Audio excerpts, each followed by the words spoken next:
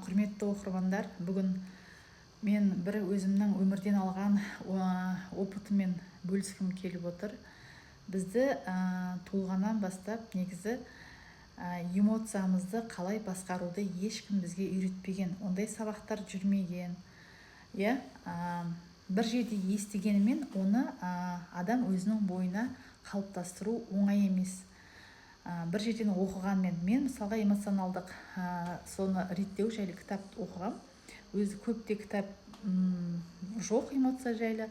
Сондықтан егерде біз бұлай үйренгенбіз, қалыптасқанбыз. Бір адам көңілсіз болып келіп, әлде бір жағдай басына түсіп, ол адам жылап еңіреп отырса, сол адаммен бірге жылап, сол адаммен бірге күліп, мен өз басым бұрын сондай құрбыларымды көргем.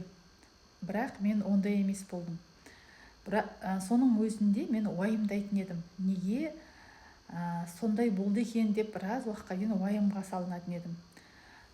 Енді қазіргі таңда сол біздің істеген әрекетіміз дұрыс емес екен. Өйткені біздің эмоциямыз біздің жүйке тамырларымызға әсер етеді. Ал жүйке тамырларыңыз жаңағы менталдық страдания дейді орысша айтқанда, ол сіздің денсаулығыңызға әсер етеді. Сондықтан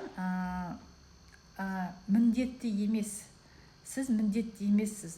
Бірге қайғырып, бірге көңіліңізді түсіріп, оны қалай жасайсыз? Оны тек қана осы супержамптың біздің ең бірінші жаттығу бар. Күнделікті жасау арқылы сіздің ішіңізде бір мықты стержень пайда болады. Сізге бойыңызда бір үлкен энергия пайда болады. Сізге бір қандай да бір көптеген әртүрлі адамдар келеді ғой, әртүрлі жағдаймен. Не болмаса естисіз. Сол жаңағы ақпараттардың қазір дамыған заманы ғой, ақпараттан естисіз. Сол кезде сіздің қалай өзіңізді ұстайсыз сол моментте? Әрине сіз уайымдайсыз. Бірде болмаса бірде көңіліңіз соған ауып кетеді, естіген ақпарат, зиянды ақпаратқа, эмоция.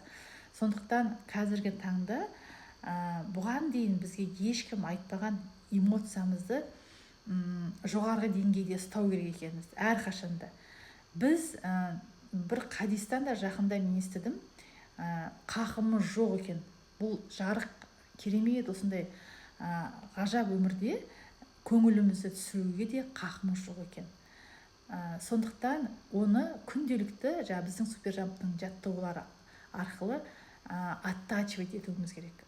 Қалай өзіміздің көңілімізді күнде жоғары ұстауды. Міндетті түрде супержамптың жаттығуларынан өтіңіздер. Ол сіздердің өмірлеріңізге, күнделікті өмірлеріңізге айналу керек ол жаттығулар. Ол үшін сіздерге мықты тренер керек. Бізде ол қарастырылған тренер бар и орта керек. Сондықтан мен сіздерді супержамп жаттығуларын жасап көруге шақырамын. Баршаңызға сәттілік.